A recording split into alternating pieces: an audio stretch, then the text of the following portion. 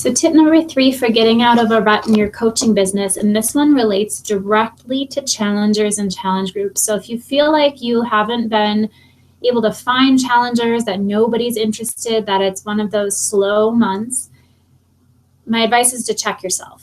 So in a couple of different ways, because this is how I was feeling in September and October and November, I really changed gears and I was really honest about what I was doing to share, how I was breadcrumbing and leading up to the challenge group topic or the challenge group post, and how I was inviting.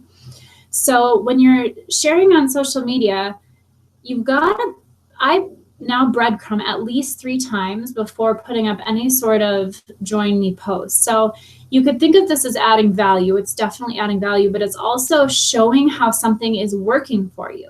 Because nobody's going to start, using any sort of product, going to any sort of, or using any service, I guess you could say, if they haven't heard something positive about it.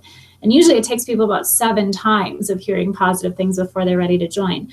But what I decided to do this last month was on Instagram, I shared a transformation photo. I shared how proud I was of previous challengers. I shared my philosophy of balance, self-compassion, and awareness. I shared different recipes and funny things my husband does, but all of those then related directly to my challenge group post. So in my challenge group post, I offered a 30-day money back guarantee, but the conditions were that I didn't want people who wanted a quick fix. I didn't want people who were looking for a trend. I wanted people who were interested in engaging with balance, awareness, self-compassion. Most people wanted to lose some sort of weight and they had seen the transformation photo. Some people were interested in food, but do you see how, those little things, I knew what kind of challenge group community I wanted to create, and I used the posts leading up to my challenge group to create that community. So another thing to ask yourself about is, when I'm inviting to challenge groups, am I interested in the other person? So whether somebody reaches out to me for a challenge group or I'm in a conversation with them and then it kind of evolves to a place where I'm like, oh, a challenge group would be so good for them. I ask questions before I ever give them any sort of information.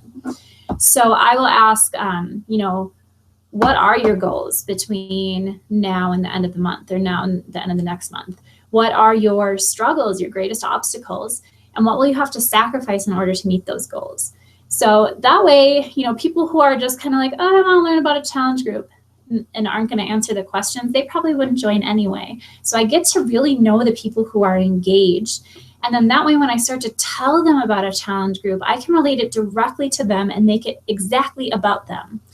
And then you just have to make sure that when you're running the challenge group, you're honoring everything that you said. So if you're running a challenge group based in making time for yourself, that's a common theme throughout the challenge group.